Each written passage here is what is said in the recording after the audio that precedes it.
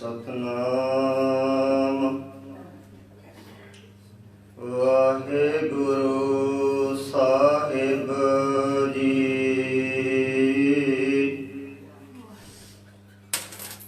एक मन पुरख ध्याए वरदाता,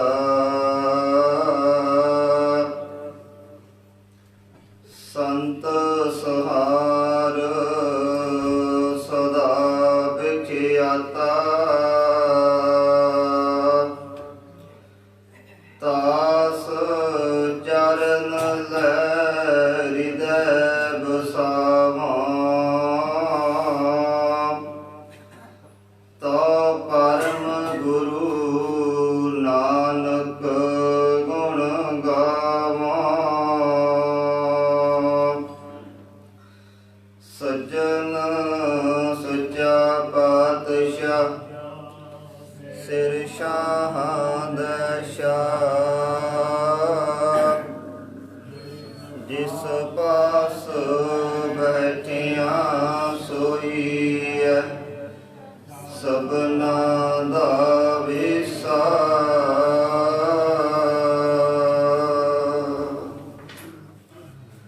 जबर छतर ताकत दे मालक, समुची मानवता दे सांझे रहबर वालीए कुल आलम शब्द गुरु। धन धन श्री गुरु ग्रंथ साहिब जी, तिन्हां दी पावन और पवित्र हजूरी दे अंदर गुरु प्यारी गुरु सवारी सतगुरां दी साजी निवाजी साध संगत जीओ। सतगुरु गुरु पातशाह जी ने अपार बख्शिश कीती, मेरामत कीती। साडे दे सतगुरु दर्श करदे होए अमृत वेले दा सुभाग समा प्राप्त होया है। सो अमृत वेले जो पावन हुक्म है, इस हुक्म दे राही गुरुदेव पिता जी ने की बख्शिश कीती है। सो गुरमत विचारां दी प्रारंभता तो पहला गुरु बुलाई फतेह परवान करो जी। वाहेगुरु जी का खालसा, वाहेगुरु जी की फतेह। सो अज दा पावन हुक्म सोरठ राग दे अंदर गुरु अर्जन पातशाह जी दे मुखार बिनत उचारण कीता पावन शब्द पावन अंग 641 ਅਤੇ 642 ਦੇ ਉੱਪਰ ਸੁਭਾਏਮਾਨ ਹੈ। ਸਤਿਗੁਰੂ ਗੁਰੂ ਪਾਤਸ਼ਾਹ ਜੀ ਗੱਲ ਕੀਤੀ ਹੈ ਕਰਮਾਂ ਦੀ। ਜੋ ਇਨਸਾਨ ਅਨੇਕਾਂ ਪ੍ਰਕਾਰ ਦੇ ਕਰਮ ਕਰਦਾ ਹੈ, ਸ਼ੁਭ ਕਰਮ ਚੰਗੇ ਕਰਮ ਕਰਨ ਦੇ ਨਾਲ ਜਿਹੜੇ ਕਰਮ ਗੁਰੂ ਨੂੰ ਭਾਉਂਦੇ ਨੇ, ਉਹਨਾਂ ਕਰਮਾਂ ਦੇ ਰਾਹੀਂ ਇਨਸਾਨ ਪਰਮਾਤਮਾ ਤੱਕ ਪਹੁੰਚ ਜਾਇਆ ਕਰਦਾ ਹੈ। ਦੂਸਰੇ ਕਰਮ ਉਹਨੇ ਜੋ ਮਨਮੁਖ ਵਿਰਤੀ ਵਾਲਾ ਇਨਸਾਨ ਕਰਮ ਤਾਂ ਕਰਦਾ ਹੈ, ਪਰ ਕਈ ਵਾਰ ਕਰਮ ਧਰਮ ਤੋਂ ਹੀਣੇ ਹੋ ਜਾਇਆ ਕਰਦੇ। ਉਹਨਾਂ ਕਰਮਾਂ ਦੇ ਵਿੱਚ ਧਰਮ ਦਾ ਕੋਈ ਪ੍ਰਵੇਸ਼ ਨਹੀਂ। ਉਹ ਕਰਮ ਕਰਦਾ ਕਰਦਾ ਕਈ ਵਾਰ ਕਾਂਡ ਬਣ ਜਾਂਦਾ ਹੈ। ਉਸ ਨੂੰ ਆਖਿਆ ਜਾਂਦਾ ਕਰਮ ਕਾਂਡ। ਜਿਹੜੇ ਕਰਮ ਕਾਂਡ ਮਨਮੁਖ ਵਿਰਤੀ ਵਾਲਾ ਇਨਸਾਨ ਆਪਣੀ ਮਤ ਦੇ ਪਿੱਛੇ ਲੱਗ ਕੇ ਕਰਦਾ ਹੈ, ਉਹ ਕਰਮ ਕਰਨ ਕਰਕੇ ਪਰਮਾਤਮਾ ਦੇ ਨੇੜੇ ਜਾਣ ਦੀ ਬਜਾਏ ਉਹ ਪਰਮਾਤਮਾ ਤੋਂ ਦੂਰ ਚਲਿਆ ਜਾਂਦਾ ਹੈ। ਹੁਣ ਸਤਿਗੁਰੂ ਗੁਰੂ ਪਾਤਸ਼ਾਹ ਪਾਵਨ ਸ਼ਬਦ ਦੇ ਰਾਹੀਂ ਇਸ ਕਰਮਾਂ ਦੀ ਗੱਲ ਕੀਤੀ ਹੈ ਵੀ ਕਿਹੜੇ ਕਰਮਾਂ ਕਰਕੇ ਇਨਸਾਨ ਪਰਮਾਤਮਾ ਤੋਂ ਦੂਰ ਚਲਿਆ ਗਿਆ। ਤੇ ਰਹਾਉ ਵਾਲੇ ਬੰਦ ਵਿੱਚ ਗੁਰੂ ਅਰਜਨ ਪਾਤਸ਼ਾਹ ਜੀ ਗੱਲ ਕਰਨੀ ਕੀਤੀ ਵੀ ਮੈਂ ਸਮੁੱਚੇ ਜਗਤ ਨੂੰ ਵੇਖਿਆ ਹੋਇਆ, ਵੀ ਸਾਰਾ ਸੰਸਾਰ ਮੈਂ ਵੇਖ ਲਿਆ ਵੀ ਉਹ ਅਨੇਕਾਂ ਧਰਮ ਦੇ ਨਾਮ ਤੇ ਫੋਕਟ ਕਰਮ ਕਰੀ ਜਾ ਰਹੇ ਆ। ਤੇ ਫਿਰ ਗੁਰੂ ਅਰਜਨ ਪਾਤਸ਼ਾਹ ਨੇ ਬੜੇ ਪਿਆਰ ਦੇ ਨਾਲ, ਬੜੇ ਪ੍ਰੇਮ ਦੇ ਨਾਲ ਮੇਰੇ ਮਾਲਕ ਨੇ ਆਵਾਜ਼ ਮਾਰੀ, ਏ ਪਿਆਰਿਆ, ਹੇ ਭਰਾਵਾ, ਤੂੰ ਮੇਰੀ ਗੱਲ ਸੁਣ, ਮੇਰੀ ਗੱਲ ਦਾ ਧਿਆਨ ਕਰ। ਤੂੰ ਜਿਹੜੇ ਕਰਮ ਕਰਦਾ, ਇਹਨਾਂ ਕਰਮਾਂ ਦੇ ਨਾਲ ਤੂੰ ਪਰਮਾਤਮਾ ਨੂੰ ਕਦੇ ਪ੍ਰਾਪਤ ਨਹੀਂ ਕਰ ਸਕਦਾ। ਸਤਿਗੁਰੂ ਗੁਰੂ ਅਰਜਨ ਪਾਤਸ਼ਾਹ ਨੇ ਬੜੇ ਪ੍ਰੇਮ ਦੇ ਨਾਲ ਮੇਰੇ ਮਾਲਕ ਆਖਣਾ ਕੀਤਾ, ਪਿਆਰੇ, ਹੇ ਮੇਰਿਆ ਪਿਆਰਿਆ, ਹੇ ਮੇਰੇ ਭਰਾਵਾ, ਇਨ ਵਿਦ, ਇਹਨਾਂ ਤਰੀਕਿਆਂ ਦੇ ਨਾਲ ਮਿਲਣ ਨਾ ਜਾਈ, ਤੂੰ ਪਰਮਾਤਮਾ ਨੂੰ ਕਦੇ ਮਿਲ ਨਹੀਂ ਸਕਦਾ। ਤੇ ਜਦੋਂ ਜਗਿਆਸੂ ਗੁਰੂ ਨੂੰ ਸਵਾਲ ਕਰੇ, ਸਤਿਗੁਰੂ ਜੀ, ਮੈਂ ਕਿਉਂ ਨਹੀਂ ਨਾ ਕਰਮਾਂ ਕਰਕੇ ਮਿਲ ਸਕਦਾ? ਤੇ ਗੁਰੂ ਅਰਜਨ ਪਾਤਸ਼ਾਹ ਨੇ ਆਖਣਾ ਕੀਤਾ, ਮੈਂ ਸਾਰੇ ਜਗਤ ਨੂੰ ਵੇਖਿਆ ਹੋਇਆ ਕਿ ਇਹ ਕਰਮ ਅਨੇਕਾਂ ਪ੍ਰਕਾਰ ਦੇ ਸੰਸਾਰੀ ਲੋਕ ਧਰਮ ਦੇ ਨਾਮ ਤੇ ਫੋਕਟ ਕਰਮ ਕਰੀ ਜਾ ਰਹੇ ਹਨ। ਜਦੋਂ ਇਨਸਾਨ ਇਹਨਾਂ ਗੱਲਾਂ ਦੇ ਬਾਰੇ ਗੁਰੂ ਸਮਝਾਵੇਗਾ ਵੀ ਹਾਂ, ਗੁਰੂ ਨੇ ਜੋ ਮੇਰੇ ਵਾਸਤੇ ਉਪਦੇਸ਼ ਬਖਸ਼ਿਸ਼ ਕੀਤਾ ਹੈ, ਜੋ ਗੁਰੂ ਮੇਰੇ ਵਾਸਤੇ ਸੁਨੇਹਾ ਲੈ ਕੇ ਆਇਆ ਹੈ, ਜੋ ਮੈਨੂੰ ਗੁਰੂ ਸਿੱਖਿਆ ਦਿੱਤੀ ਹੈ, ਉਸ ਤੇ ਮੈਂ ਅਮਲ ਕਰਾਂ। ਉਸ ਗੁਰੂ ਦੀ ਸਿੱਖਿਆ ਨੂੰ ਮੈਂ ਆਪਣੇ ਮਨ ਦੇ ਵਿੱਚ ਵਸਾ ਲਵਾਂ। ਤੇ ਜਦੋਂ ਇਨਸਾਨ ਇਹਨਾਂ ਗੱਲਾਂ ਦੇ ਬਾਰੇ ਪਤਾ ਲੱਗ ਜਾਂਦਾ ਹੈ, ਫਿਰ ਗੁਰੂ ਅੱਗੇ ਆ ਕੇ ਅਰਦਾਸ ਬੇਨਤੀ ਕਰਦਾ ਹੈਗਾ, ਤੇ ਗੁਰੂ ਅੱਗੇ ਆ ਕੇ ਅਰਜ਼ੋਈਆਂ ਕਰਦਾ ਹੈਗਾ ਵੀ ਸਤਿਗੁਰੂ ਜੀ, ਮੈਂ ਅਨੇਕਾਂ ਕਰਮ ਕੀਤੇ, ਆਪਣੇ ਕਰਮਾਂ ਕਰਕੇ ਮੈਂ ਤੁਹਾਡੇ ਨਾਲ ਵਿਛੜ ਚੁੱਕਿਆ ਸੀਗਾ, ਆਪਣੇ ਕਰਮਾਂ ਕਰਕੇ ਮੈਂ ਤੁਹਾਡੇ ਤੋਂ ਦੂਰੀ ਬਣਾ ਚੁੱਕਿਆ ਸੀਗਾ। ਹੇ ਸਤਿਗੁਰੂ ਜੀ, ਮੈਂ ਸਾਰੇ ਦੁਆਰੇ ਢੂੰਡ ਕੇ ਆ ਗਿਆ, ਸਾਰੀਆਂ ਦਿਸ਼ਾਵਾਂ ਦੇ ਵੱਲ ਮੈਂ ਜਾ ਕੇ ਵੇਖ ਲਿਆ, ਪਰ ਦਾਤਿਆ ਨੂੰ ਕਿਸੇ ਪਾਸੇ ਕੋਈ ਮਨ ਦਾ ਸਕੂਨ ਨਹੀਂ ਮਿਲਿਆ, ਇਸ ਕਰਕੇ ਮੈਂ ਤੁਹਾਡੇ ਦਰ ਤੇ ਆ ਗਿਆ। ਕਿਰਤ ਕਰਮ ਕੇ ਵਿਛੜੇ, हे ਸਰਵ ਕਰਮਾਂ ਕਰਕੇ ਤੁਹਾਡੇ ਵਿਛੜ ਚੁੱਕੇ ਹਾਂ, ਕਰ ਕਿਰਪਾ ਮਿਲੋ ਰਾਮ, ਚਾਰ ਕੁੰਟ ਦਹਿਸ ਭ੍ਰਮੀ, ਥੱਕ ਆਏ ਪ੍ਰਭ ਕੀ ਸ਼ਾਮੇ, ਦਾਤੇ ਮੈਂ ਥੱਕ ਹਾਰ ਕੇ ਤੁਹਾਡੀ ਸ਼ਰਨ ਵਿੱਚ ਆ ਗਿਆ, ਤੁਸੀਂ ਮੇਰੇ ਤੇ ਮਿਹਰ ਕਰੋ। ਤੁਹਾਡੀ ਸ਼ਰਨ ਵਿੱਚ ਸਤਿਗੁਰੂ ਇਸ ਕਰਕੇ ਮੈਂ ਕਰਮ ਤਾਂ ਪਹਿਲਾਂ ਬੜੇ ਕੀਤੇ, ਪਰ ਉਹਨਾਂ ਕਰਮਾਂ ਨੂੰ ਕਰਨ ਕਰਕੇ ਮੇਰੇ ਮਨ ਵਿੱਚ ਸਕੂਨ ਪੈਦਾ ਨਹੀਂ ਹੋਇਆ। ਚਿੰਤਾ, ਕਲਾ, ਕਲੇਸ਼, ਵਿਕਾਰ, ਅਨੇਕਾਂ ਪ੍ਰਕਾਰ ਦੀਆਂ ਗਲਤੀਆਂ ਔਗਣ ਮੇਰੇ ਮਨ ਵਿੱਚ ਪ੍ਰਵੇਸ਼ ਹੋ ਚੁੱਕੇ ਨੇ। ਤੁਹਾਡੀ ਸ਼ਰਨ ਵਿੱਚ ਸਤਿਗੁਰੂ ਇਸ ਕਰਕੇ ਮੈਂ ਆਇਆਗਾ, ਤੁਸੀਂ ਮੇਰੇ ਮਨ ਦੀ ਚਿੰਤਾ ਦੂਰ ਕਰ ਦੇਗਾ। ਹਰੇਕ ਇਨਸਾਨ ਚਿੰਤਾ ਦੇ ਵਿੱਚ ਗਰਸਿਆ ਹੋਇਆ ਹੈ, ਤੇ ਅਸੀਂ ਸਾਰੇ ਗੁਰੂ ਕੋਲੇ ਆ ਕੇ ਅਰਦਾਸ ਕਰੀ, ਸਤਿਗੁਰੂ ਜੀ, ਤੁਸੀਂ ਸਾਡੀ ਚਿੰਤਾ ਦੂਰ ਕਰ ਦੇਗਾ। ਤੇ ਜੇ ਚਿੰਤਾ ਦੂਰ ਹੋ ਜਾਵੇਗੀ, ਉਦੋਂ ਤੁਹਾਡਾ ਨਾਮ ਮੈਨੂੰ ਚੰਗਾ ਲੱਗੇਗਾ, ਤੁਹਾਡਾ ਨਾਮ ਮੈਨੂੰ ਪਿਆਰਾ ਲੱਗੇਗਾ, ਤੁਹਾਡਾ ਨਾਮ ਸਤਿਗੁਰੂ ਜੀ ਨੂੰ ਮਿੱਠਾ ਲੱਗੇਗਾ, ਸਵਾਦ ਲੱਗੇਗਾ, ਰਸ ਆਵੇਗਾ। ਜੇ ਤੁਹਾਡਾ ਨਾਮ ਮੈਨੂੰ ਮਿਲ ਜਾਵੇਗਾ, ਤੁਹਾਡਾ ਨਾਮ ਸਤਿਗੁਰੂ ਜੀ ਮੇਰੇ ਵਾਸਤੇ ਸੁੱਖ ਬਣ ਜਾਵੇਗਾ, ਤੁਹਾਡਾ ਨਾਮ ਹੀ ਮੇਰੇ ਵਾਸਤੇ ਇਹ ਸ਼ੋਭਾ ਬਣ ਜਾਵੇਗਾ। ਇਸ ਕਰਕੇ ਸਤਿਗੁਰੂ ਜੀ, ਮੈਂ ਤੁਹਾਡੀ ਸ਼ਰਨ ਵਿੱਚ ਆਇਆ। ਦੂਸਰੀ ਗੱਲ ਮੇਰੇ ਮਾਲਕ, ਇੱਕ ਮੈਂ ਤੁਹਾਡੇ ਦੀ ਹੋਰ ਅਰਦਾਸ ਬੇਨਤੀ ਕਰਦਾ ਹਾਂ, ਜੋ ਮੈਂ ਪਿੱਛੇ ਜਿੰਨੇ ਵੀ ਕਰਮ ਕੀਤੇ ਨੇ ਨਾ, ਉਹ ਸਾਰੇ ਕਰਮਾਂ ਨੂੰ ਚਿਤਾਰਿਓ ਨਾ। ਜੇ ਤੁਸੀਂ ਮੇਰੇ ਕਰਮਾਂ ਦਾ ਲੇਖਾ ਕਰਨ ਲੱਗ ਗਏ ਨਾ, ਮੈਂ ਫੇਲ ਹੋ ਜਾਵਾਂਗਾ ਪੇਪਰ ਦੇ ਵਿੱਚੋਂ। ਤੁਸੀਂ ਮੇਰੇ ਔਗਣ ਨੂੰ ਚਿਤਾਰਿਓ ਨਾ। ਮੈਂ ਹੈ ਔਗਣਹੀਨ, ਨਿਰਗੁਣ ਹਾਂ, ਮੇਰੇ ਕੋਲ ਇੱਕ ਵੀ ਗੁਣ ਨਹੀਂ। ਇਸ ਕਰਕੇ ਮੈਂ ਤੁਹਾਡੀ ਸ਼ਰਨ ਵਿੱਚ ਆਇਆ, ਤੁਸੀਂ ਮੈਨੂੰ ਗੁਣਾਂ ਦੀ ਬਖਸ਼ਿਸ਼ ਕਰੋਗੇ।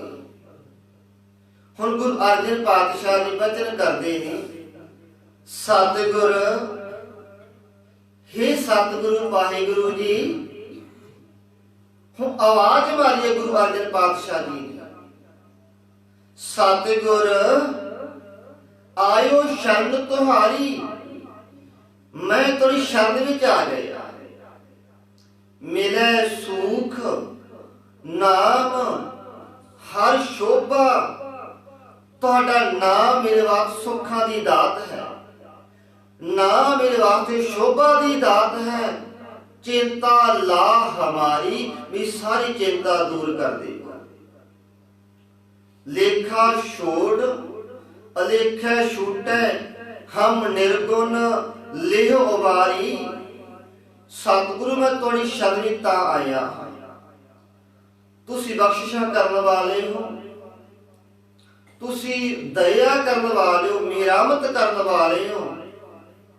ਸਦ ਬਖਸ਼ਿੰਦ ਸਦਾ ਮਿਹਰਬਾਨਾ, ਸਭਨਾ ਦੀ ਆਧਾਰੀ। ਸਾਰੇ ਜੀਵਾਂ ਨੂੰ ਸਤਿਗੁਰ ਤੁਹਾਡਾ ਆਸਰਾ ਹੈ। ਜਦੋਂ ਗੁਰੂ ਸਮਝਾਵੇਗਾ ਤਾਂ ਸਮਝ ਲੱਗ ਜਾਵੇਗੀ।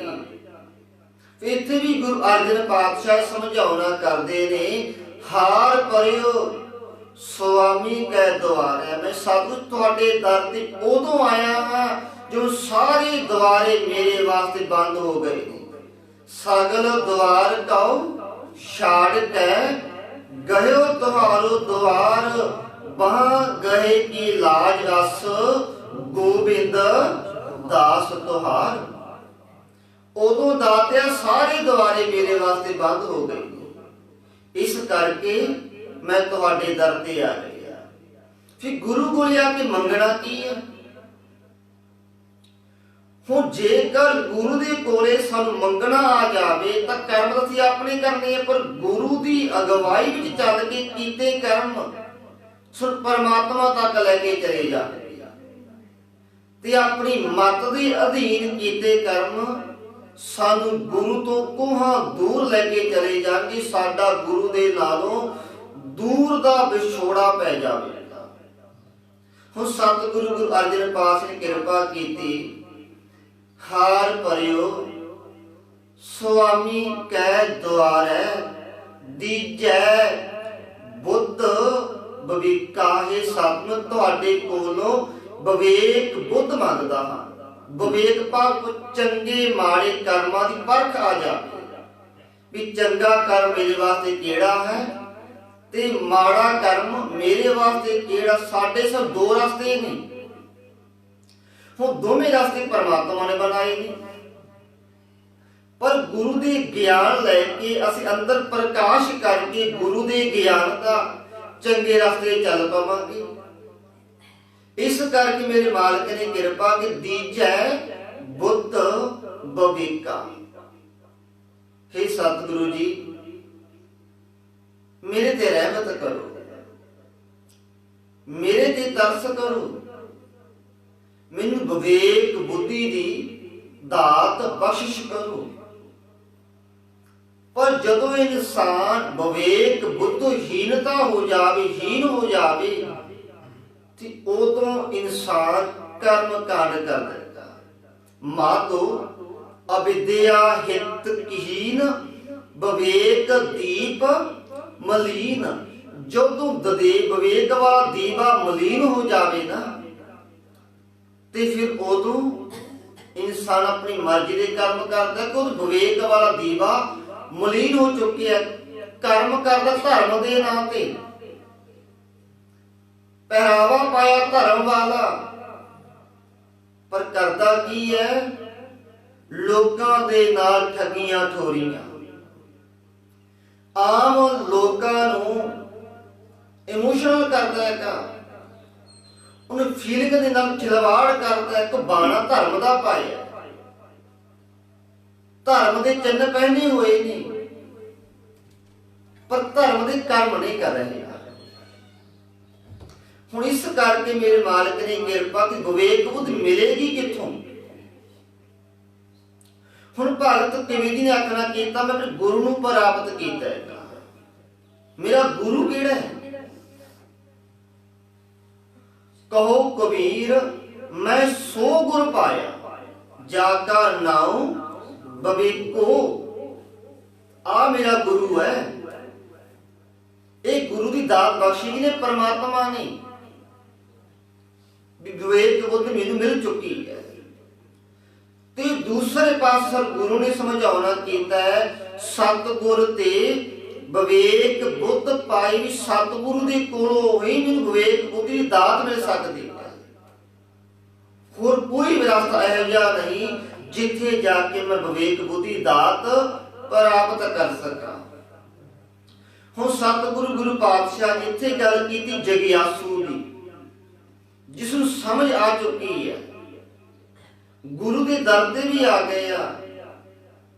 ਤੇ ਹੁਣ ਮੇਰੇ ਮਾਲਕ ਉਹਨਾਂ ਗੱਲਾਂ ਦਾ ਜ਼ਿਕਰ ਕਰਦੇ ਪੂਰੇ ਸ਼ਬਦ ਦੇ ਰਾਹੀਂ, ਜੋ ਮੇਰੇ ਮਾਲਕ ਨੇ ਆਖਣਾ ਕੀਤਾ ਮੈਂ ਕੀਏ ਕਰਮ ਅਨੇਕਾਂ। ਮੈਂ ਵੇਖਿਆ ਜਾਂ ਸਾਰੇ ਜਗਤ ਨੂੰ ਅਨੇਕਾਂ ਪ੍ਰਕਾਰ ਦੇ ਕਰਮ ਕਾਂਡ ਕਰਦੇ ਆ। ਹੁਣ ਕਿਹੜੇ ਕਿਹੜੇ ਕਰਮ ਕਾਂਡ ਸੰਸਾਰ ਕਰਦਾ ਹੈ? ਜਿਨ੍ਹਾਂ ਤੋਂ ਗੁਰੂ ਨੇ ਬਖਸ਼ਿਆ ਹੈ, ਜਿਨ੍ਹਾਂ ਤੋਂ ਗੁਰੂ ਨੇ ਵਰਜਿਆ ਹੈਗਾ ਸਾਨੂੰ। ਪਹਿਲਾ ਕਰਮ ਕਾਂਡ ਧਰਮ ਦੇ ਨਾਂ ਤੇ ਕੀਤਾ ਹੋਇਆ ਕਰਮ, ਫਜ਼ੂਲ ਦੇ ਕਰਮ। ਪਾਠ ਪੜਿਓ ਔਰ ਵੇਦ ਵਿਚਾਰਿਓ। ਇਥੇ ਪਾਠ ਦਾ ਧਾਰਮਿਕ ਪੁਸਤਕਾਂ ਦਾ ਅਧਿਐਨ ਕਰਨਾ, ਭਾਵੇਂ ਗੁਰਬਾਣੀ ਹੋਵੇ, ਰਮਾਇਣ ਹੋਵੇ, ਗੀਤਾ ਹੋਵੇ, ਬਾਈਬਲ ਹੋਵੇ, ਹੋਰ ਅਨੇਕਾਂ ਮਤਾਂ ਦੇ ਧਾਰਮਿਕ ਗ੍ਰੰਥ ਨੇ। ਕੋਈ ਵੀ ਧਾਰਮਿਕ ਗ੍ਰੰਥ ਹੋ ਜਿਹਦਾ ਇਨਸਾਨ ਅਧਿਐਨ ਕਰੀ ਜਾ ਰਹੀ ਹੈ।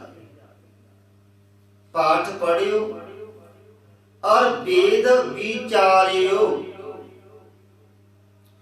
ਹੁਣ ਬਾਣੀ ਪੜ੍ਹਨੀ ਜਾਂ ਅਨੇਕਾਂ ਪੁਸਤਕਾਂ ਅਧਿਐਨ ਕਰਨਾ ਨਹੀਂ ਮਾੜਾ, ਵਿਚਾਰ ਕਰਨੀ ਨਹੀਂ ਮਾੜੀ। ਪਰ ਜਦੋਂ ਇਨਸਾਨ ਆਖਦਾ ਮੈਂ ਇੰਨੇ ਪਾਠ ਕੀਤੇ ਨੇ, ਉਹ ਪਾਠ ਕਰਕੇ ਵੀ ਹੰਕਾਰ ਪੈਦਾ ਕਰੀ ਜਾ ਰਹੀ ਹੈ। ਗੁਰਬਾਣੀ ਪੜ੍ਹੀ ਮੁਬਾਰਕ ਹੈ, ਸਿਮਰਨ ਕੀਤਾ ਮੁਬਾਰਕ ਹੈ, ਅੰਮ੍ਰਿਤ ਵੇਲਾ ਸੰਭਾਲਿਆ ਮੁਬਾਰਕ ਹੈ। ਪਰ ਜੇਕਰ ਦੂਸਰੇ ਨੂੰ ਟੌਰਚਰ ਕਰੇ ਵੀ ਤੂੰ ਤਾਂ ਅੰਮ੍ਰਿਤ ਉੱਠਦਾ ਨਹੀਂ, ਮੈਂ ਤਾਂ ਸਵੇਰੇ 2 ਵਜੇ ਜਾਂ 1 ਵਜੇ ਉੱਠ ਕੇ ਆਉਣਾ, ਉਹ ਮਾੜਾ ਹੈ। ਤੂੰ ਸਤਿਗੁਰੂ ਕਿਰਪਾ ਕੀਤੀ ਵੀ ਤੂੰ ਗੁਰਬਾਣੀ ਪੜ੍ਹ ਕੇ ਤੇਰਾ ਹੰਕਾਰ ਦੂਰ ਹੋਣਾ ਸੀ, ਗੁਰਬਾਣੀ ਪੜ੍ਹ ਕੇ ਤੇਰੇ ਮਨ ਨਿਮਰਤਾ ਪੈਦਾ ਹੋਣੀ ਸੀ। ਪਰ ਕੰਮ ਉਲਟ ਹੋ ਗਿਆ। ਪਾਠ ਵੀ ਕੀਤਾ, ਗੁਰਬਾਣੀ ਵੀ ਪੜ੍ਹੀ ਤੇ ਨਾਲ ਹੰਕਾਰ ਦੀ ਭੰਡ ਵੀ ਸਿਰ ਤੇ ਚੱਕੀ ਫਿਰਦਾ। ਹੁਣ ਸਤਿਗੁਰੂ ਗੁਰੂ ਪਾਤਸ਼ਾਹ ਕਿਰਪਾ ਕੀਤੀ, ਪਾਠ ਪੜ੍ਹਿਓ ਔਰ ਵੇਦ ਵਿਚਾਰਿਓ। ਨਿਵਲ ਭੁੰਗਮ ਸਾਧੇ। ਹੁਣ ਨਿਵਲ ਕਰਮ ਕਰਦਾ ਹੈ। ਹੁਣ ਨਿਵਲ ਦਾ ਅਰਥ ਕੀ ਹੈ? ਖੜਾ ਹੋ ਕੇ। ਇਹ ਯੋਗ ਮਤ ਦੀ ਫਿਲਾਸਫੀ ਹੈ। ਹੁਣ ਯੋਗ ਮਤ ਵਾਲੇ ਵੀ ਨੇ ਕਾਰਜ ਕਰਦੇ ਨੇ ਵੀ ਇਨਸਾਨ ਸਾਵਧਾਨ ਹੁੰਦਾ ਪਹਿਲਾਂ, ਉਸ ਤੋਂ ਬਾਅਦ ਗੋਡਿਆਂ ਤੇ ਹੱਥ ਰੱਖਦਾ ਹੈ। ਗੋਡਿਆਂ ਤੇ ਹੱਥ ਰੱਖ ਕੇ ਸਵਾਸਾਂ ਨੂੰ ਬਾਹਰ ਖਿੱਚਦਾ ਹੈ। ਅੰਤੜੀਆਂ ਨੂੰ ਘਮਾਉਣ ਦਾ ਯਤਨੋ ਕਿ ਪ੍ਰਕਿਰਿਆ ਕਰੋ। ਸੋ ਇਹਨਾਂ ਤਰੀਕਿਆਂ ਦੇ ਨਾਲ ਅੰਤੜੀਆਂ ਸਾਫ਼ ਹੋ ਜਾਣ, ਉਹਨਾਂ ਦੀ ਫਿਲਾਸਫੀ ਹੈ। ਸਰੀਰ ਨੂੰ ਕਸ਼ਟ ਕਿੰਨਾ ਦਿੱਤਾ ਜਾ ਰਿਹਾ, ਸਾਹ ਰੋਕਣਾ, ਬਾਹਰ ਖਿੱਚ ਕੇ ਅੰਤੜੀਆਂ ਨੂੰ ਘਮਾਉਣਾ, ਹੁਣ ਅਨੇਕਾਂ ਕਾਰਜ ਕਰਦਾ ਹੈ। ਹੁਣ ਸਤਿਗੁਰੂ ਗੁਰੂ ਪਾਦ ਅੱਗੇ ਬਚਨ ਕੀਤਾ, ਪੰਜ ਜਨਾ ਸਿਉ ਸੰਗ ਨਾ ਛੁਟਕਿਓ। ਜੋ 5 ਵਿਕਾਰ ਸੀ ਉਹਨਾਂ ਤੋਂ ਖਹਿੜਾ ਛੁਡਾਉਣ ਵਾਸਤੇ ਤੂੰ ਕਾਰਜ ਕੀਤੇ ਨੇ, ਪਰ ਕੰਮ ਉਲਟ ਹੋ ਗਿਆ। ਪੰਜ ਜਨਾ ਸੋ ਸੰਗ ਨਾ ਛੁਟਕੁ, ਪੰਜਾਂ ਤੋਂ ਤੇਰਾ ਖਹਿੜਾ ਛੁੱਟਿਆ ਨਹੀਂ।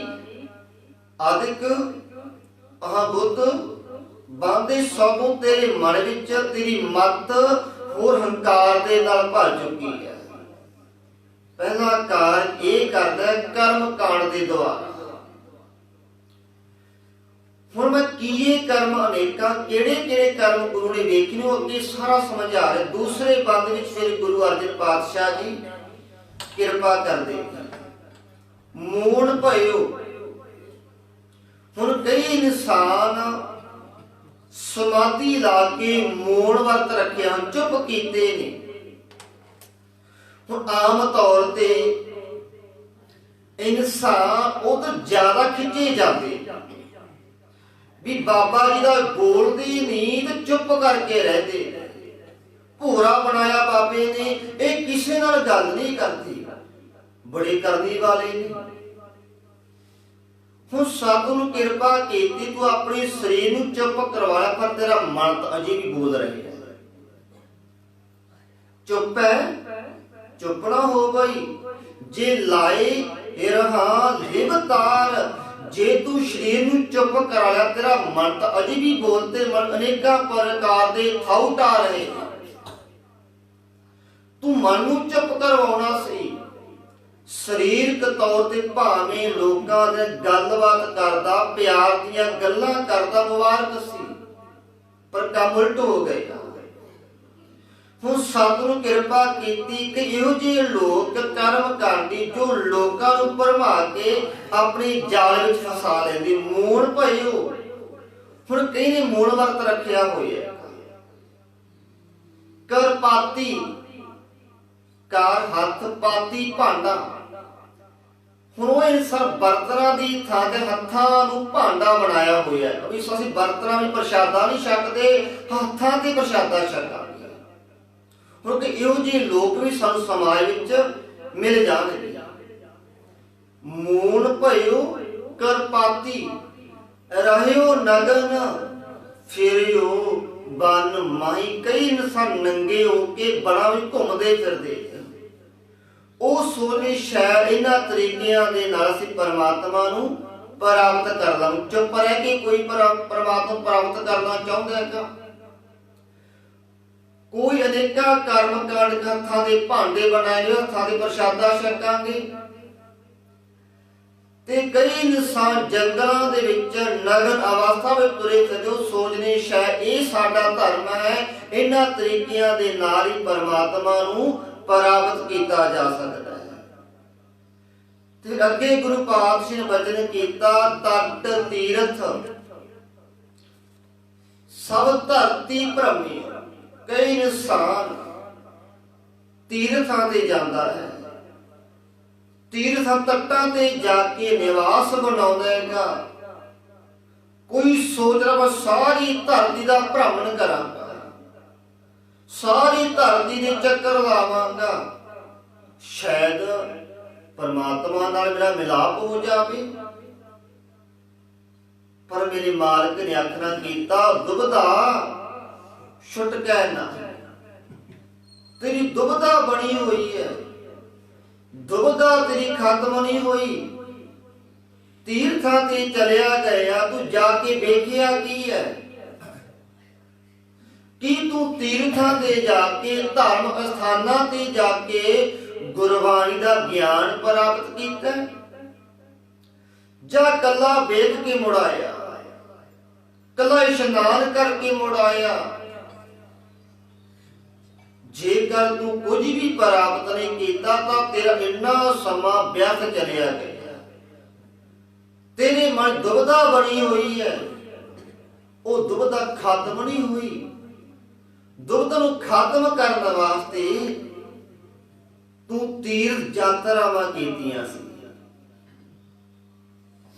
ਪਰ ਗਿਆਨ ਦਾ ਪ੍ਰਵੇਸ਼, ਗਿਆਨ ਨਾ ਲੈਣ ਕਰਕੇ ਤੇ ਦੁਬਦ ਅਜੇ ਵੀ ਬਣੀ ਹੋਈ ਹੈ। ਅੱਗੇ ਫਿਰ ਗੁਰੂ ਅਰਜਨ ਪਾਤਸ਼ਾਹ ਜੀ ਤੀਸਰੇ ਬੰਦ ਵਿੱਚ ਫੇਰ ਸਮਝਾਉਣਾ ਕਰਦੇ, ਮਨ ਕਾਮਨਾ। ਹੁਣ ਹਰੇਕ ਇਨਸਾਨ ਦੀ ਕੋਈ ਨਾ ਕੋਈ ਮਨ ਦੀ ਕਾਮਨਾ ਹੁੰਦੀ ਹੈ। ਕੋਈ ਨਾ ਕੋਈ ਮਨ ਦੀ ਇੱਛਾ ਹੁੰਦੀ ਹੈ ਵੀ ਸ਼ਾਇਦ ਆਹ ਕਾਰਜ ਕਰਾਂਗਾ, ਸ਼ਾਇਦ ਮੇਰਾ ਪਰਮਾਤਮਾ ਨਾਲ ਮਿਲਾਪ ਹੋ ਜਾਵੇ। ਤੇ ਗੁਰੂ ਨੇ ਆਖਣਾ ਕਿ ਇਹੋ ਜਿਹੇ ਅਨੇਕਾਂ ਇਨਸਾਨ ਆਪਣੀ ਮਨ ਦੀ ਇੱਛਾ ਦੇ ਅਨੁਸਾਰ ਨਾ ਤੀਰਥਾਂ ਤੇ ਜਾ ਕੇ ਵਸ ਗਏ। ਸ਼ਾਇਦ ਤੀਰਥਾਂ ਦੇ ਕਿਨਾਰੇ ਤੇ ਰਹਿਣ ਕਰਕੇ ਸਾਡਾ ਭਲਾ ਹੋ ਜਾਵੇਗਾ। ਤੇ ਗੁਰੂ ਨੇ ਆਖਣਾ ਕੀਤਾ ਨਹੀਂ, ਤੇਰੇ ਮਨ ਦਾ ਭੁਲੇਖਾ ਹੈ। ਮਨ ਕਾਮਨਾ, ਮਨ ਦੀ ਕਾਮਨਾ ਦੇ ਅਨੁਸਾਰ, ਮਨ ਦੀ ਇੱਛਾ ਦੇ ਅਨੁਸਾਰ ਤੀਰਥ ਜਾਏ ਬਸਿਓ, ਤੀਰਥਾਂ ਤੇ ਜਾ ਕੇ ਆਪਣਾ ਵਾਸਾ ਕਰ ਲਿਆ।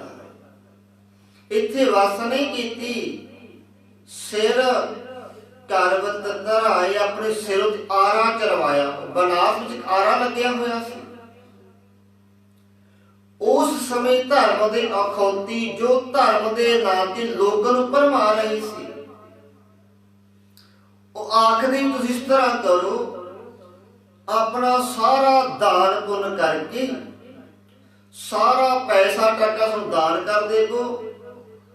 ਜੇ ਚਾਹੁੰਦੇ ਤੂੰ ਸਵਰਗ ਦੀ ਪ੍ਰਾਪਤੀ ਹੋ ਜਾਵੇ, ਆਪਣੇ ਆਪ ਨੂੰ ਆਰੇ ਥੱਲੇ ਚਰਵਾ ਕੇ ਮੌਤ ਦੇ ਘਾਟ ਆਪਣੇ ਉਤਾਰ ਲਵੋ, ਤਾਂ ਸਵਰਗ ਵਿੱਚ ਤੁਹਾਨੂੰ 10 ਗੁਣਾ ਇੱਥੋਂ ਜਾ ਕੇ ਧਨ ਦੀ ਪ੍ਰਾਪਤੀ ਹੋ ਜਾਵੇ।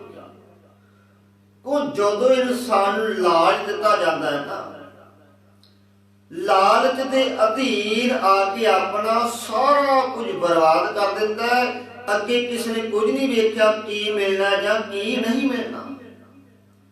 ਹੁਣ ਕਈ ਇਨਸਾਨ ਸਿਰ ਕਰਵਤ ਧਰਾਏ ਆਪਣੇ ਸਿਰ ਉੱਤੇ ਆਰਾ ਚੜਾ ਰਹੇ ਨੇ, ਆਪਣੀ ਜ਼ਿੰਦਗੀ ਵਿਅਰਥ ਹੀ ਗਵਾ ਰਹੇ ਨੇ। ਪਰ ਅੱਗੇ ਮੇਰੇ ਮਾਲਕ ਨੇ ਕਿਰਪਾ ਕੀਤੀ, ਮਨ ਕੀ ਮੈਲ ਨਾ ਉਤਰ ਇਹ ਵਿਦ। ਪਰ ਇਹਨਾਂ ਤਰੀਕਿਆਂ ਦੇ ਨਾਲ ਵੀ ਤੇਰੇ ਮਨ ਤੋਂ ਵਿਕਾਰਾਂ ਦੀ ਮੈਲ, ਭੈੜੇ ਵਿਚਾਰਾਂ ਦੀ ਮੈਲ ਕਦੇ ਖਤਮ ਨਹੀਂ ਹੋਵੇਗੀ। ਤੂੰ ਇੱਕ ਕੰਮ ਛੱਡ, ਹਜ਼ਾਰਾਂ ਕਾਰਜ ਛੱਡ, ਇਹੋ ਜਿਹੇ ਭਾਵੇਂ ਲੱਖਾਂ ਯਤਨ ਕਰ ਲਵੀਂ ਤੇ ਤਾਂ ਵੀ ਤੈਨੂੰ ਪਰਮਾਤਮਾ ਦਾ ਮਿਲਾਪ ਪ੍ਰਾਪਤ ਨਹੀਂ ਹੋ ਸਕਦਾ।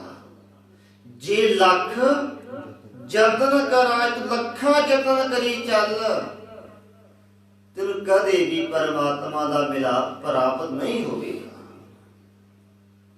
ਤੇ ਅੱਗੇ ਫਿਰ ਮੇਰੇ ਮਾਲਕ ਚੌਥੀ ਬੰਦ ਵੀ ਸਮਝਾਉਣਾ ਕੀਤਾ। ਕਨਕ ਕਾਮਨੀ, ਕਨਕ ਦਾ ਅਰਥ ਹੈ ਸੋਨਾ, ਕਾਮਨੀ ਦਾ ਅਰਥ ਹੈ ਇਸਤਰੀ, ਹੈਵਰ ਵਧੀਆ ਘੋੜੇ, ਗੈਵਰ ਵਧੀਆ ਹਾਥੀ, ਬਹੁਵਿਧ ਦਾਨ ਦਾਤਾਰਾ। ਹੁਣ ਸਤਿਗੁਰੂ ਦੀ ਕਿਰਪਾ ਕੀਤੀ, ਕਈ ਇਨਸਾਨ ਸੋਚਦਾ ਸੋਨੇ ਚਾਂਦੀ ਦੇ ਨਾਲ ਮੈਂ ਗੁਰੂ ਦੀਆਂ ਖੁਸ਼ੀਆਂ ਪ੍ਰਾਪਤ ਕਰ ਲਵਾਂਗਾ। ਕਾਮਨੀ ਕਾਮ ਵਾਸ਼ਨਾ ਵਿੱਚ ਫਸਿਆ ਹੋਇਆ, ਗ੍ਰਸਤੀ ਧਰਮ ਤੋਂ ਬਾਹਰ ਰਹਿ ਕੇ, ਗ੍ਰਸਤੀ ਧਰਮ ਅਡਿੱਠ ਕਰਕੇ ਅਨੇਕਾਂ ਵਿਕਾਰ ਭੋਗ ਰਿਹਾ ਹੈ, ਵਿਕਾਰਾਂ ਵਿੱਚ ਖੰਚਤ ਹੈ। ਹੁਣ ਵਧੀਆ ਹਾਥੀ ਘੋੜੇ ਪਾ, ਵਧੀਆ ਗੱਡੀਆਂ ਲੈ ਕੇ, ਵਧੀਆ ਉਹ ਅਨੇਕਾਂ ਸਾਧਨ ਸੁੱਖ ਸਹੂਲਤਾਂ ਨੇ। ਸੋਚ ਇਹਨਾਂ ਤਰੀਕਿਆਂ ਦੇ ਨਾਲ ਮੈਂ ਪਰਮਾਤਮਾ ਨੂੰ ਪ੍ਰਾਪਤ ਕਰ ਲਵਾਂਗਾ। ਬਹੁਵਿਧ ਦਾਨ ਦਾਤਾਰਾ, ਅਨੇਕਾਂ ਪ੍ਰਕਾਰ ਦਾਨ ਕਰਦਾ ਹੈਗਾ ਧਰਮ ਦੇ ਨਾਮ ਤੇ,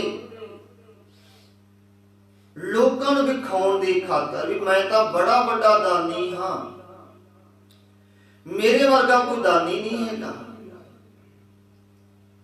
ਅੰਨ ਵਸਤਰ ਭੂਮ ਬਹੁ ਅਰਪੇ ਨਹਿ ਮਿਲੀਏ ਹਰ ਦੁਆਰਾ।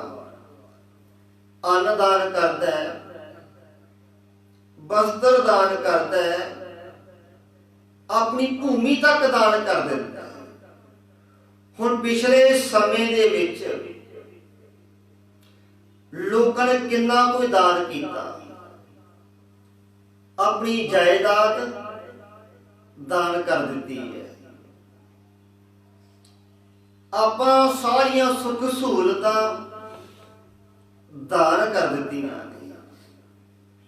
ਇਥੋਂ ਤੱਕ ਅੰਨੇ ਭਗਤਾਂ ਨੇ ਆਪਣੀਆਂ ਨੌਜਵਾਨ ਧੀਆਂ ਵੀ ਦਾਨ ਕਰ ਦਿੱਤੀਆਂ। ਹੋਇਆ ਕੀ? ਸਭ ਕੁਝ ਬਰਬਾਦ ਹੋ ਗਿਆ। ਧੀਆਂ ਦੀ ਬੇਪਤੀ ਕੀਤੀ ਗਈ, ਕੇਸ ਵੀ ਪੈ ਚੁੱਕੇ ਨੇ, ਸਭ ਕੁਝ ਸੰਸਾਰ ਦੇ ਸਾਹਮਣੇ ਆ ਗਿਆ। ਅੰਨੇ ਭਗਤ ਜਿਨ੍ਹਾਂ ਦੀ ਵਿਵੇਕ ਦਾ ਦੀਵਾ ਮਲੀਨ ਹੋ ਚੁੱਕੇ ਹੈ, ਉਹ ਅਜੇ ਵੀ ਪੂਜੀ ਜਾ ਰਹੀ।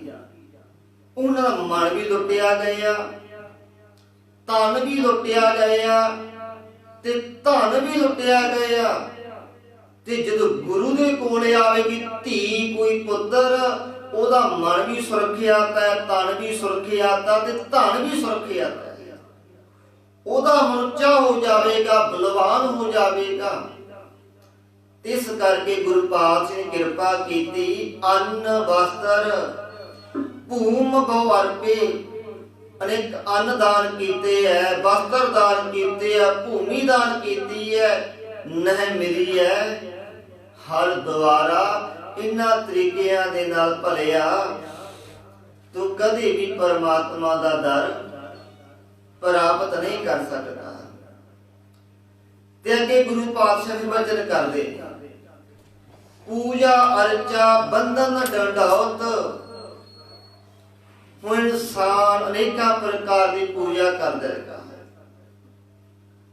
ਨਮਸਕਾਰ ਕਰਦਾ ਹੈ, ਬੰਦਨਾ ਕਰਦਾ ਹੈ, ਡੰਡੌਤ ਕਰਦਾ ਹੈ, ਪਰ ਪੂਜਾ ਕਰਨੀ ਕਿ ਨਹੀਂ ਇਸ ਗੱਲ ਦਾ ਨਹੀਂ ਪਤਾ। ਪੂਜਾ ਕੀਚੈ ਨਾਮ ਧਿਆਈ ਹੈ, ਬਿਨ ਨਾਮੈ ਪੂਜਨਾ ਹੋਈ। ਪਰਮਾਤਮਾ ਨਾਮ ਧਿਆਉਣਾ, ਗੁਰੂ ਦੇ ਗੁਣਾਂ ਨੂੰ ਆਪਣੇ ਮਨ ਵਿੱਚ ਵਸਾਉਣਾ ਹੀ ਪਰਮਾਤਮਾ ਦੀ ਪੂਜਾ। ਥਾਲ ਘਮਾ ਕੇ ਪੂਜਾ ਕਰਨੀ ਪ੍ਰਵਾਨ ਨਹੀਂ।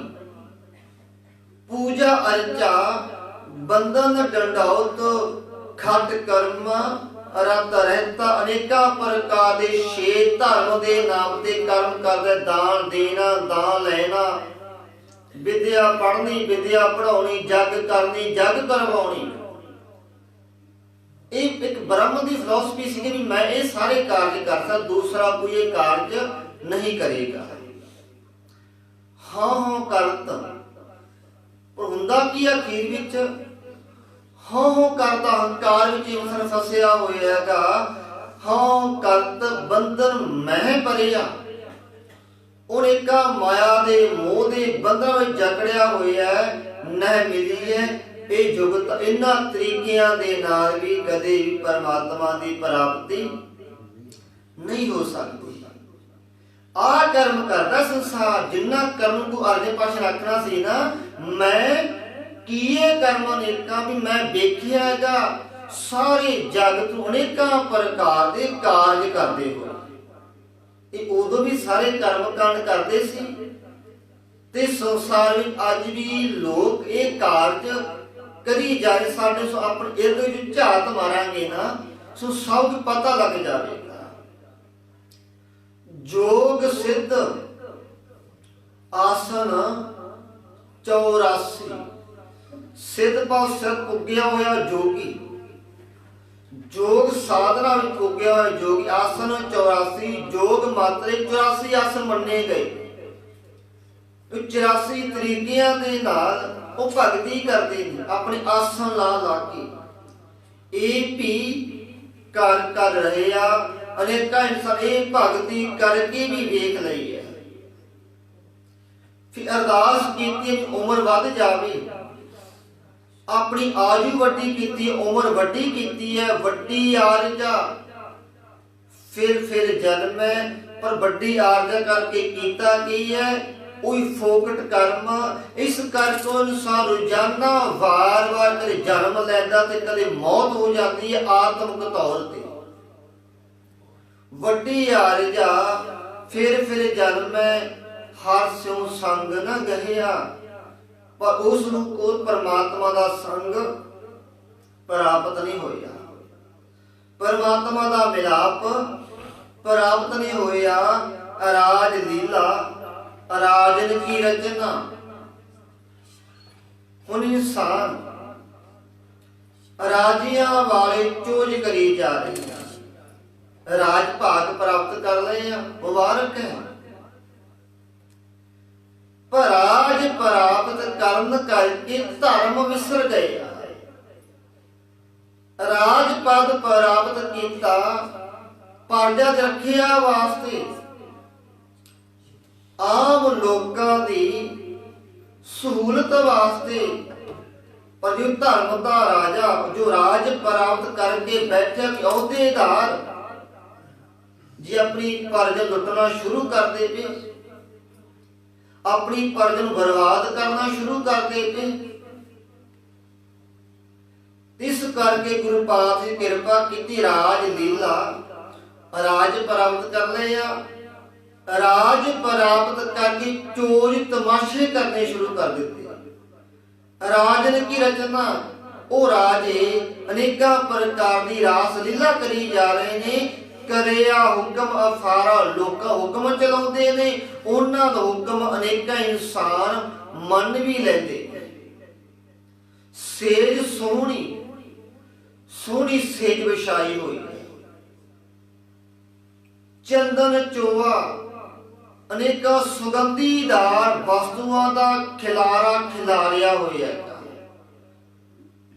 पर सारा कुछ गुरु नूं विसारण करके, परमात्मा की याद विसारण करके वो सुखां दी थां ते वो दुखां दा निवास बन जांदा है। नरक घोर का द्वारा और बाद नरक बन गया। आलीशान बंगला है, महंगे महंगे सोफे ने, महंगे महंगे बेड ने, पर नींद नहीं आ रही। चिंता विच घसिया हुई है, वड्डियां सिक्योरिटियां लेतियां ने भी शायद मेरी मौत ना आ जाए। डर किस गल का कि परमात्मा भुल चुके है। इस करके इन्ने आलीशान बंगलियां विच रहिंदा होया भी सुख दी नींद सौ नहीं सकदा, ओहदे वास्ते नरक घोर का द्वारा बन गया। हुण अगे मेरे मालिक ने किरपा की। असल विच कर्म केड़ा करना, जो पहला गल कीती भी जेड़े चंगे कर्म करदा परमात्मा नाल मिलाप हो जांदा है। हुण सब तो चंगा कर्म हर कीरत साध संगत है सर कर्म कहकर। सारा उत्तम कर्म केड़ा संगत विच आके परमात्मा की कीर्ति करनी है, परमात्मा की सिफत सलाह करनी, ये सब उत्तम कर्म है। जो सिर जाना गुरु की पावन हजूरी विच बैठ के संगत करते हैं, गुरबाणी पढ़ते हैं, कथा विचारां दे साझ पाउंदे आ, असीं उत्तम कर्म करते हैं। ये वो दिल दूर नहीं जिस उत्तम कर्म करन करके साडी सुरत परमात्मा के शब्द विच मिल जाए। असीं कोशिश रोजाना करी जा रहे हैं तो एक ना एक दिन सानू फल भी जरूर मिल जाए। गुरु अर्जन पातशाह आखना कीर्तन हर कीरत साध संगत है सिर कर्मन कै कर्मा, कहो नानक तिस भयो प्रापत जिस पुरब लिखे काल। पुरब लिखिया केड़ा? बचपन दे विच बच्चा 2 साल दा 4 साल दा, ओदी माता ओदी उंगल फड़ के गुरुद्वारे लेके आ रही है। जवानी दे विच बचपन दे कीते पुरबले कर्म ने, जवानी दे विच ओदा पैर थिड़केगा नहीं। ओदी माता ने सिक्ख्या दित्ती अपने पुत्र नूं, नहीं पुत्र तू गुरुद्वारे जा, गुरु दी शरण विच जा, संगत कर, गुरबाणी पढ़। बचपन दे कीते कारज ये जवानी विच जाके पुरबले कर्म बन गए। ते जेकर बचपन दे विच बच्चा गेमां दे नाल फेसबुक विच पै गया, इंस्टाग्राम दे विच पै गया, वो कित्थों गुरबाणी पढ़ेगा? फिर ओदा रिजल्ट जवानी दे विच आवेगा। दित्ती हुई बचपन दी सिੱਖਿਆ ਉਹਦਾ ਰਿਜ਼ਲਟ ਜਵਾਨੀ ਵਿੱਚ ਆਵੇਗਾ। ਇਹ ਬਚਪਨ ਦੀ ਪੁਰਬਲੇ ਕਰਮ ਨੇ ਚੰਗੇ ਕਰਮ ਕੀਤੇ ਤਾਂ ਜਵਾਨੀ ਵਿੱਚ ਕਦੇ ਗਲਤ ਪਾਸੇ ਨਹੀਂ ਜਾਵੇਗਾ। ਬਚਪਨ ਵਿੱਚ ਕੀਤੇ ਹੋਏ ਮਨਮਤੀਆਂ ਦੇ ਕਰਮ, ਮਨ ਮਰਜ਼ੀ ਦੇ ਕਰਮ, ਰਿਜ਼ਲਟ ਉਹਦਾ ਵੀ ਜਵਾਨੀ ਵਿੱਚ ਆਵੇਗਾ। ਪਰ ਆਊਟਪੁੱਟ ਆਉਣੀ ਕਿਉਂ ਜੀ ਹੈ, ਇਹ ਸਾਡੇ ਆਪਣੇ ਹੱਥ ਵੱਸ ਹੈ। ਹੁਣ ਸਤਿਗੁਰੂ ਸਮਝਾ ਰਹੇ ਨੇ ਤੇਰੇ ਚੰਗੇ ਕਰਮ ਸੀ, ਤੂੰ ਗੁਰੂ ਦੀ ਸ਼ਰਨ ਵਿੱਚ ਆਇਆ, ਵਿਵੇਕ ਦਾ ਦੀਵਾ ਤੇਰੇ ਅੰਦਰ ਗੁਰੂ ਨੇ ਬਾਲਿਆ, ਇਸ ਕਰਕੇ ਤੂੰ ਸੰਗਤ ਕਰਨੀ ਸ਼ੁਰੂ ਕਰ ਦਿੱਤੀ। ਕਹੋ ਨਾਨਕ ਤਿਸ ਭਇਓ ਪ੍ਰਾਪਤ, ਜਿਸ ਪੁਰਬ ਦੇਖੇ ਕਾ ਲਹਿਦਾ, ਜਿਹਨੇ ਚੰਗੇ ਕਰਮ ਕੀ ਉਸ ਨੂੰ ਪਰਮਾਤਮਾ ਦੀ ਪ੍ਰਾਪਤੀ ਹੋ ਗਈ ਹੈ। ਅਖੀਰ ਦੇ ਵਿੱਚ ਦੂਸਰੇ ਬੰਦ ਵਿੱਚ ਫਿਰ ਮੇਰੇ ਮਾਲਕ ਦੂਸਰੇ ਰਹਾਉ ਵਾਲੇ ਬੰਦ ਨੂੰ ਸਮਝਾਉਣਾ ਕੀਤਾ ਵੀ ਪਹਿਲੇ ਬੰਦ ਸਵਾਲ ਕੀਤਾ। ਹੁਣ ਇੱਥੇ ਮੇਰੇ ਮਾਲਕ ਜਵਾਬ ਨਾਲ ਦੇ ਦਿੱਤਾ ਹੈਗਾ, ਤੇਰੋ ਸੇਵਕ ਇਹ ਰੰਗ ਮਾਤਾ ਹੈ ਪਰਮਾਤਮਾ ਵਾਹਿਗੁਰੂ ਜੀ, ਜੋ ਤੁਹਾਡਾ ਸੇਵਕ ਹੈ ਨਾ, ਜੋ ਤੁਹਾਡਾ ਸੇਵਕ ਹੋਵੇਗਾ, ਹੋਣਾ ਤੇ ਅਖਵਾਉਣਾ ਬੜਾ ਫਰਕ ਹੈ। ਜਿਹੜਾ ਅਖਵਾਵੇਗਾ ਉਹ ਕਦੇ ਹੋਵੇਗਾ ਨਹੀਂ, ਜਿਹੜਾ ਹੋਵੇਗਾ ਉਸ ਨੂੰ ਅਖਵਾਉਣ ਦੀ ਜ਼ਰੂਰਤ ਨਹੀਂ। ਤੇਰੋ ਸੇਵਕ ਇਹ ਰੰਗ ਮਾਤਾ, ਜੋ ਤੁਹਾਡਾ ਸੇਵਕ ਹੈ ਪਰਮਾਤਮਾ ਵਾਹਿਗੁਰੂ ਜੀ, ਉਹ ਪਰਮਾਤਮਾ ਵਾਹਿਗੁਰੂ ਜੀ ਦੇ ਪ੍ਰੇਮ ਦੇ ਰੰਗ ਵਿੱਚ ਰੰਗਿਆ ਗਿਆ ਹੈ, ਪਿਆਰ ਵਿੱਚ ਮਸਤ ਹੋ ਚੁੱਕੇ ਹੈ। ਭਇਓ ਕਿਰਪਾਲ ਦੀਨ ਦੁੱਖ ਭੰਜਨ, ਹੈ ਸਤਿਗੁਰੂ ਜੀ ਦੀਨਾਂ ਦੇ ਦੁੱਖ ਦੂਰ ਕਰਨ ਵਾਲੇ। ਭਇਓ ਕਿਰਪਾਲ, ਤੁਸੀਂ ਕਿਰਪਾ ਕੀਤੀ ਹੈ, ਕਿਰਪਾਲੂ ਹੋ। ਹਰ ਹਰ ਕੀਰਤਨ ਇਹ ਮਨ ਰਾਤਾ, ਹੁਣ ਮੇਰਾ ਮਨ, ਇਹ ਮੇਰਾ ਮਨ ਤੁਹਾਡੀ ਕੀਰਤੀ ਦੇ ਵਿੱਚ, ਤੁਹਾਡੇ ਸ਼ਬਦ ਦੇ ਵਿੱਚ ਮੇਰਾ ਮਨ ਰੰਗਿਆ ਗਿਆ ਹੈਗਾ। ਰਹਾਉ ਦੂਜਾ, ਸੋ ਸਤਿਗੁਰੂ ਗੁਰੂ ਅਰਜਨ ਪਾਤਸ਼ਾਹ ਜੀ ਨੇ ਅੱਜ ਦੇ ਸਮੁੱਚੇ ਪਾਵਨ ਹੁਕਮ ਦੇ ਰਾਹੀਂ ਮੇਰੇ ਮਾਲਕ ਨੇ ਦੋ ਗੱਲਾਂ ਦਾ ਜ਼ਿਕਰ ਕੀਤਾ ਵੀ ਕਰਮ ਤੂੰ ਕਰਨੇ ਨੇ, ਦੋ ਰਸਤੇ ਤੇਰੇ ਸਾਹਮਣੇ ਨੇ। ਹੁਣ ਰਸਤਾ ਤੂੰ ਚੁਣਨਾ ਹੈਗਾ, ਆਪਣੀ ਮਰਜ਼ੀ ਦਾ ਰਸਤਾ ਚੁਣੇਗਾ ਤਾਂ ਖਵਾਰ ਹੋਵੇਗਾ। ਜੇ ਗੁਰੂ ਦੀ ਅਗਵਾਈ ਲੈ ਕੇ, ਗੁਰੂ ਦੀ ਮੱਤ ਲੈ ਕੇ ਰਸਤਾ ਚੁਣੇਗਾ ਤਾਂ ਤੇ ਜ਼ਿੰਦਗੀ ਦਾ ਬੇੜਾ ਪਾਰ ਹੋ ਜਾਵੇਗਾ। ਗੁਰ ਕੀ ਮੱਤ ਤੂੰ ਲੈ ਆਨੇ, ਗੁਰੂ ਦੀ ਮੱਤ ਲੈ, ਮਨ ਕੀ ਮੱਤ ਤਿਆਗੋ। ਹਰ ਜਨ ਆਪਣੀ ਮਨ ਦੀ ਮੱਤ ਗੁਰਮੁਖ ਪਿਆਰਿਓ ਤਿਆਗ ਦੇਵੋ। ਸੋ ਸਾਰੀ ਸੰਗਤ ਦਾ ਧੰਨਵਾਦ, ਕੋਟਾਨ ਕੋਟ ਧੰਨਵਾਦ ਸ੍ਰੀ ਗੁਰੂ ਗ੍ਰੰਥ ਸਾਹਿਬ ਜੀ ਦਾ। ਬਾਣੀ ਪੜ੍ਹਦਿਆਂ ਕੋਲੋਂ, ਵਿਚਾਰਾਂ ਕਰਦਿਆਂ ਕੋਲੋਂ ਅਨੇਕਾਂ ਪ੍ਰਕਾਰ ਦੀਆਂ ਭੁੱਲਾਂ ਗਲਤੀਆਂ ਹੋ ਜਾਂਦੀਆਂ ਨੇ। ਗੁਰੂ ਅਤੇ ਗੁਰੂ ਦੀ ਸੰਗਤ ਬਖਸ਼ਣ ਯੋਗ ਹੈ। ਸੋ ਸਾਰੀ ਸੰਗਤ ਦਾ ਧੰਨਵਾਦ। ਫਤਿਹ ਪ੍ਰਵਾਨ ਕਰੋ ਜੀ। ਵਾਹਿਗੁਰੂ ਜੀ ਕਾ ਖਾਲਸਾ, ਵਾਹਿਗੁਰੂ ਜੀ ਕੀ ਫਤਿਹ। ਸਤਿਨਾਮ ਵਾਹਿਗੁਰੂ, ਸਤਿਨਾਮ ਵਾਹਿਗੁਰੂ, ਸਤਿਨਾਮ ਵਾਹਿਗੁਰੂ, ਸਤਿਨਾਮ ਵਾਹਿਗੁਰੂ, ਸਤਿਨਾਮ ਵਾਹਿਗੁਰੂ, ਸਤਿਨਾਮ ਵਾਹਿਗੁਰੂ, ਸਤਿਨਾਮ ਵਾਹਿਗੁਰੂ, ਸਤਿਨਾਮ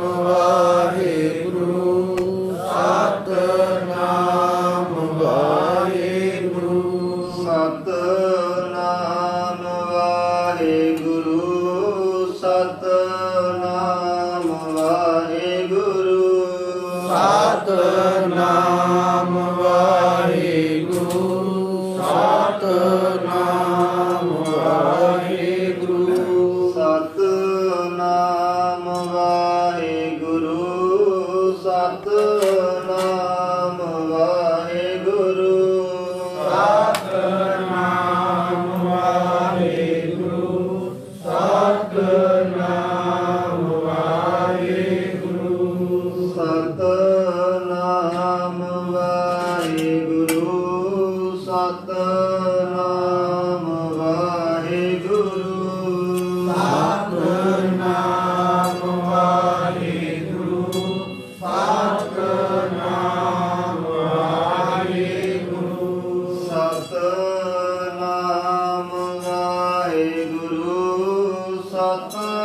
ਨਾਮ